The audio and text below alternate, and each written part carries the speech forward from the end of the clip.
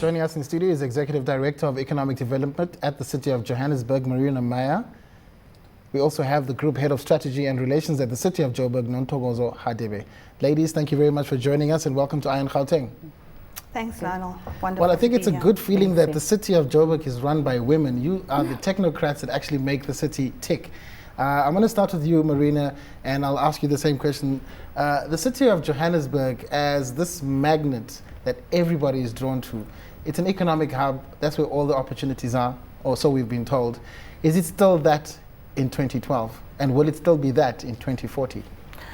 Lionel, the City of Johannesburg is unique in Africa. It's the most cosmopolitan city. We have people from all over Africa and other parts of the world. That's why we brand ourselves as a world-class African city. We are similar to a New York or a London. We're the financial services hub of the region, in fact, of the continent. We are certainly doing very well in 2012. There were problems following the transition to democracy. And one of the things that we've learned over the last 18 years, that despite a number of interventions, our economy remains untransformed, in the sense that the majority of the poor remain black and previously disadvantaged. So part of the changing course that the GDS, which is an aspirational document, sees is a much more profound socio-economic transformation. So we at the moment we've done a lot, but we recognize that there are too many marginalized and excluded people who have to be brought into the mainstream of the economy and who have to achieve prosperity.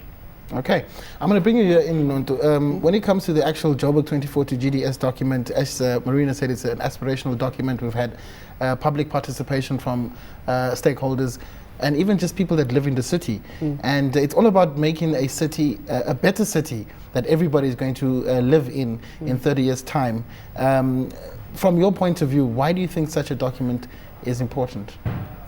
Lionel, as the executive mayor was saying on the clip that you played on, it's really important that we project going forward what we want the city to look like going forward, and take ourselves and our generations and project how we want the city to look like. We could not have done that with our short-term strategies. We needed to look beyond 10 years, 20 years, and 30 years, and lay it out like that. But also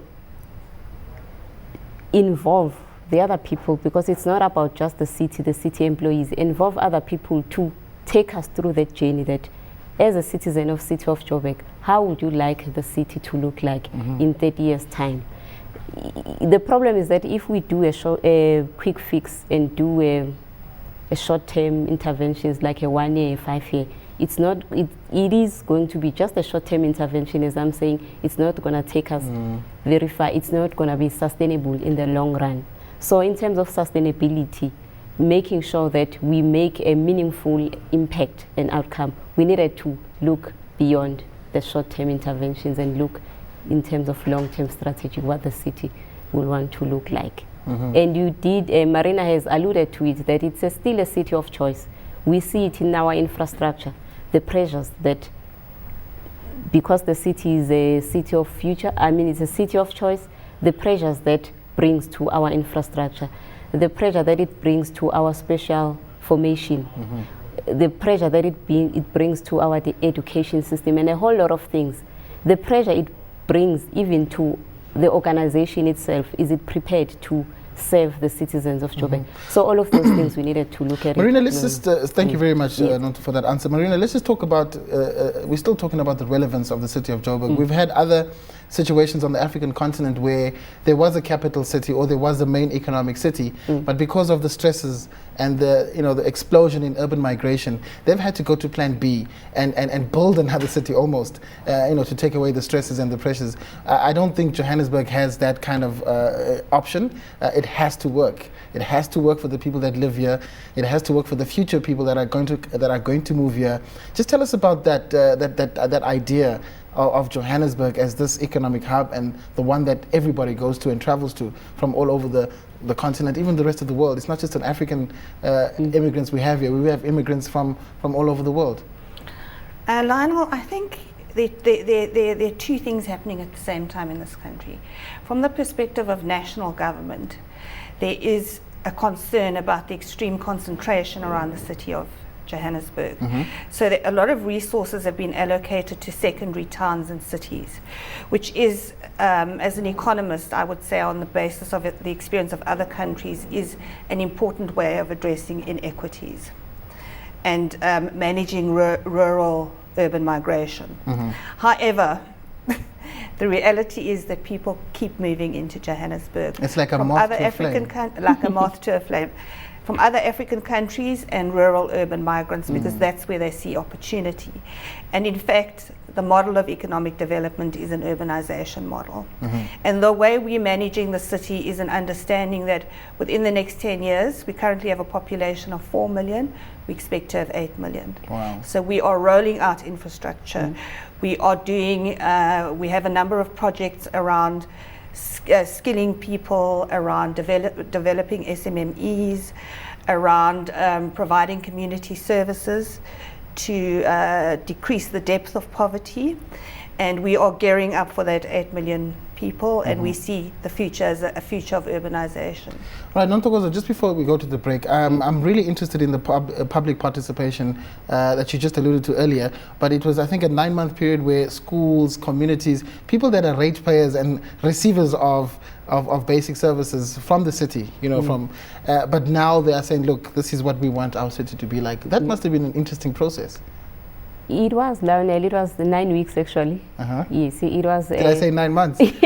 My bad, yes, 9 weeks. It was 9 weeks. A very weeks. short period of time, eh? Yes, but it was very intensive Okay. and beneficial to the city, because we have to realize that in our communities we've got different layers, or our communities are very stratified. The business sector has got its own view, so are the ratepayers, so are the disability sector. So we needed to bring them in and be part of this growth development strategy. How did it happen? Did you give them questionnaires? Did you do it informally? Did you send people around? Like the practical way of getting all this information that eventually made up this 120, 110-page document? What we did, we had a base document as the City of Joburg that we sent out there for the communities to engage with. That was just the first part that we have, because the city had already done some of the research that informs some of the things like the population growth, projecting like Marina has said, from 4 million to 8 million. We had done that base research and then gave it to the communities to look at it and engage. But beyond that, we had dedicated sessions with the targeted stakeholders that you've mentioned. For example, we had dedicated sessions with business in terms of economic development, not only in terms of economic development, on infrastructure issues, on environmental sustainability issues. We had those targeted discussions. We had targeted discussions with disability sector, with NGOs, on all areas or the pillars of strategy as identified by the executive. Okay, Nontokozo, if you could just hold that thought, we're going to take a short break and we'll talk more about implementation when we come back.